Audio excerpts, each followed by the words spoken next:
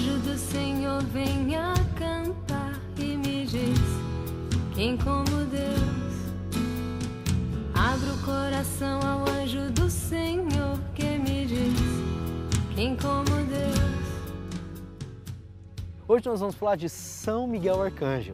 Ele não é um santo humano canonizado pela Igreja segundo os processos que o Vaticano nos apresenta, mas ele é um santo divino, reconhecido como santo pela tradição popular e pela devoção popular. Também como função aqui do nosso Vida de Santo está esse processo de catequização, de nos ensinar a sair daquela piedade muito devocional e compreender de fato o que esses santos que a Igreja nos propõe nos apresentam. Então hoje eu quero convidar você a conhecer muito mais da história de São Miguel, muito mais de simplesmente ser aquele que massacrou o dragão no Apocalipse ou que tem a espada nas mãos. Quero convidar você a descobrir realmente o que é, como cristãos, lutar contra o mal. Topa vir comigo? Quem como Deus, quem como Deus, quem como Deus, quem como Deus, quem como Deus, quem como Deus.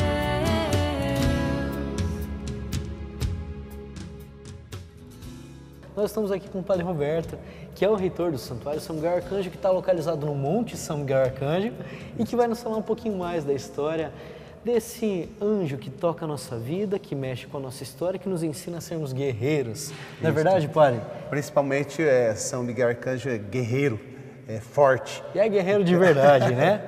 Na Guerreiro de Bíblia, verdade. inclusive, a imagem dele é de alguém que luta, né? Como que a gente pode entender São Miguel a partir dos relatos bíblicos dele, Padre? Então, em Apocalipse 12, nós temos a luta, a guerra de São Miguel Arcanjo contra o dragão. Então, nós sabemos que, pela ação de Deus, São Miguel Arcanjo venceu o dragão e expulsou do céu. A história tem final feliz, né? Tem um final feliz. No geral, Padre, a gente está acostumado a escutar que o Apocalipse fala do futuro, né?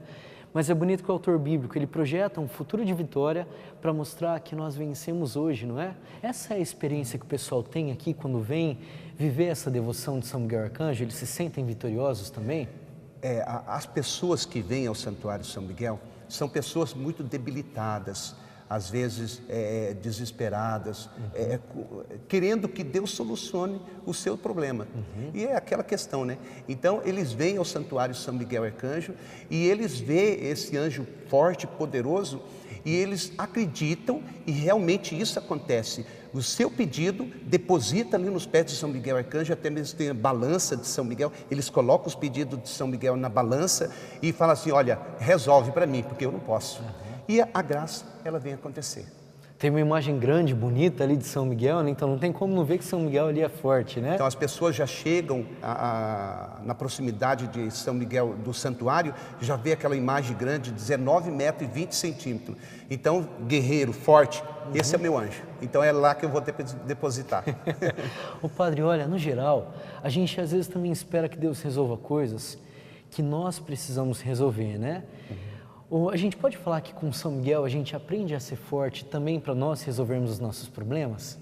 É interessante. São Miguel Arcanjo, a imagem, quando você vê a imagem forte, corajosa, guerreiro mesmo, então dá uma conotação de que eu posso conseguir. Se ele conseguiu verdadeiramente professar a fé, e eu vou conseguir também. Então, São Miguel Arcanjo traz essa específico dele. Forte, guerreiro, eu vou conseguir. Nos empodera, né? Nos faz fortes Eu também. vou conseguir. Deus vai me dar força para conseguir. Então é nesse sentido que nós nos apegamos a São Miguel. Ah, que bonito, Padre. Olha, eu sei que no geral nos santuários, a gente está acostumado, nos santuários que nós visitamos, a encontrar muitas mulheres que vêm depositar os seus pedidos com relação aos maridos, com relação à dificuldade financeira, que vêm com diferentes intenções para depositar nos pés do santo. E também muitas santas de santuário são aquelas santas ternas, bonitas, Santa Teresinha do Menino Jesus, santas ali com aquele rosto jovem, bonito. Agora aqui a gente está falando de uma imagem que não é aquela imagem sutil, é a imagem de um guerreiro de fato com uma espada na mão. As mulheres se identificam com a imagem de São Miguel? É interessante. Nós temos ali o São Miguel Arcanjo Guerreiro, como nós já falamos. Então as mulheres, elas se apoiam. Exemplo, a esposa se apoia ao marido que é forte, guerreiro.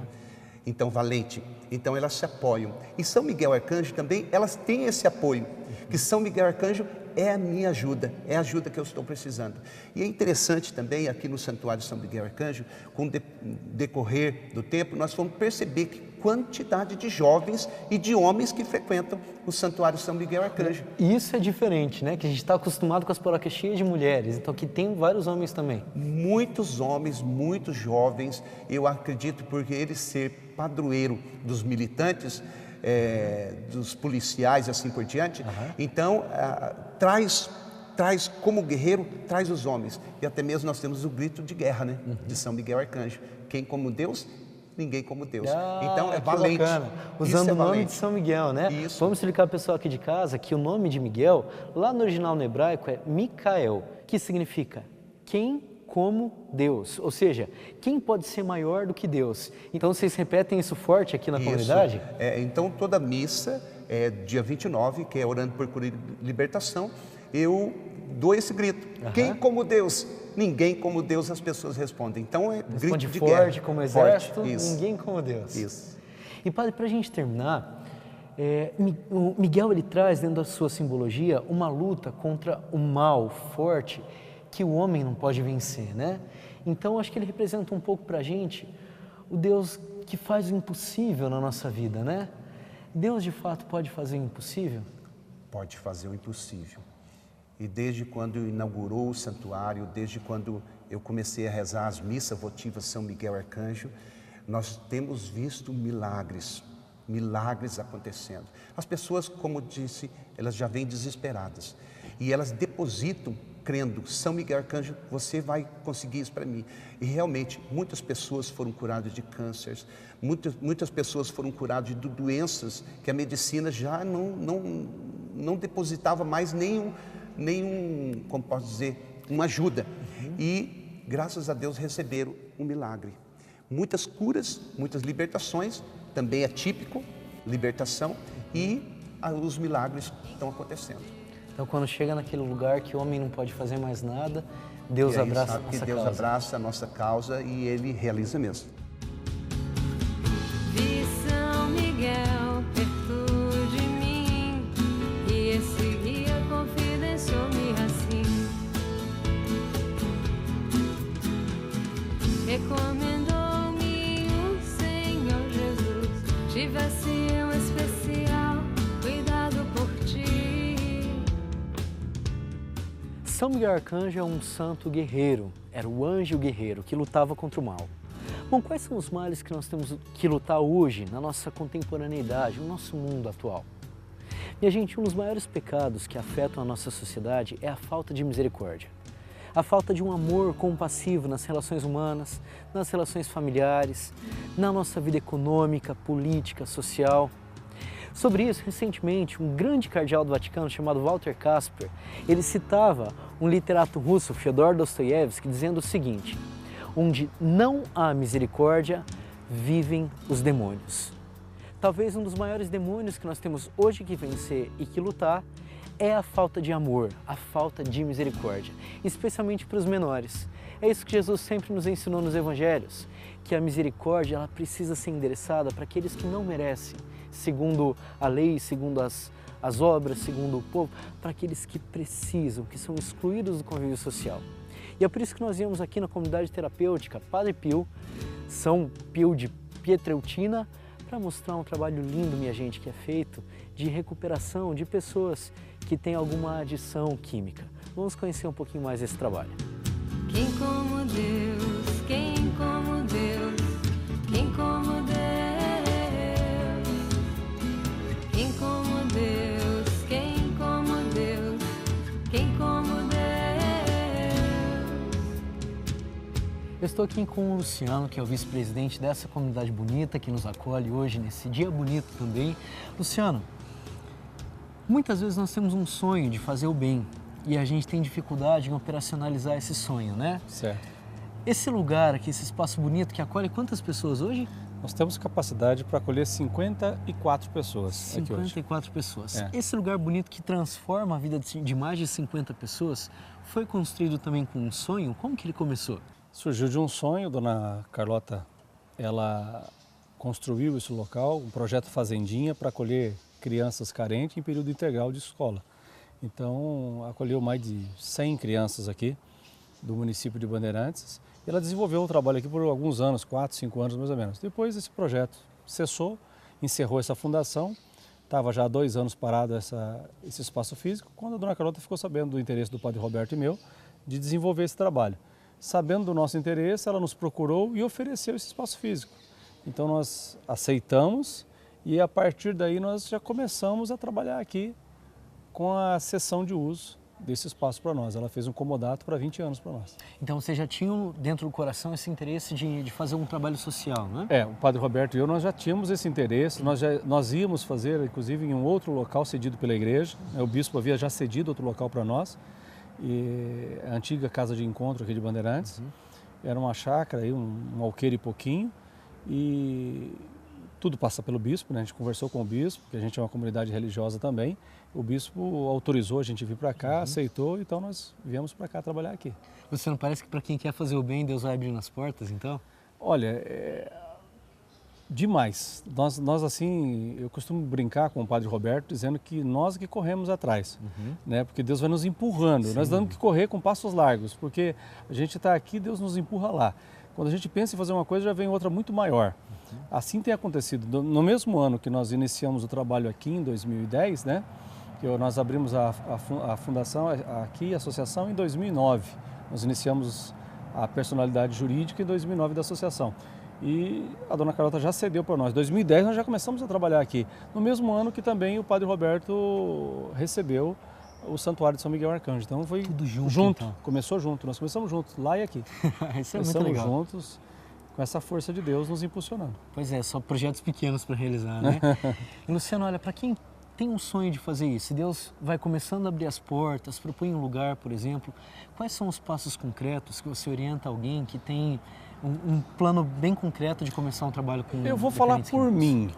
O padre Roberto tinha até um pouco mais de experiência que eu nessa área, devido a outras entidades que ele já havia visitado. Eu não tinha experiência na área da adicção, do tratamento terapêutico. Então, o que eu fiz? Eu procurei 2 comunidades terapêuticas de renome, já conhecida no Brasil. Uma delas é a Betânia, do Padre Léo, falecido Padre Léo. Sim. Fiquei 10 dias lá, num tempo de experiência, para conhecer, ver como é o trabalho. Busquei ajuda também na Copiosa Redação em Ponta Grossa, na Casa Masculina e Feminina. E aí eu pude ter um norte. Então eu fiz uma pesquisa, fiquei um tempo de sondagem e após isso a parte legislativa, né? Eu sou advogado, então pesquisei a parte legislativa, fizemos a associação. A partir da associação feita, foi a capacitação. Quem iria trabalhar conosco? Então nós buscamos as pessoas... de bons profissionais. Aí fomos nos capacitando os funcionários para poder desenvolver o trabalho. Começamos com uma pessoa, né, com ordem judicial, né? Começamos com uma pessoa com ordem judicial e a partir daí só vem aumentando. A cada período chegamos a ter aqui a casa lotada. Então é um bom caminho. É iniciar aprendendo com quem sabe já, com quem já faz esse trabalho. Tem muita gente na igreja que já faz esse trabalho. Sim, aprender de outras comunidades, né? E depois buscar bons profissionais que possam ajudar. Uma fundamentação jurídica? Tem que ter, porque é o seguinte, hoje em dia, muitas comunidades terapêuticas estão sendo fechadas por ordem judicial, inclusive. Por quê? Porque não tem os requisitos mínimos. Não basta ter a boa vontade de querer ajudar. Por quê? Porque temos normas, né? Temos legislação que regulamenta a forma de trabalhar. E para aquele que é um pouquinho pessimista e pensar, mas isso é muito difícil, uma legislação difícil. Não é tão difícil. Até porque há uma compreensão da necessidade do acolhimento. Nós mesmos aqui recebemos uma estrutura já pronta. Quem não tem que preparar essa infraestrutura, tem um desgaste um pouquinho maior. Mas não é nada tão impossível, é algo muito comum e não tão difícil de se realizar. Ou seja, é possível fazer o bem e é possível fazer obras sociais sendo evangelizador? Sim, é possível, tranquilamente. É a necessidade, né? É aquilo que São Tiago diz, né? É a oração e a ação. Se não tiver obras, a fé é morta. Não tem como. És odiada pelo mal, mas não temas, alma dileta. Quem como Deus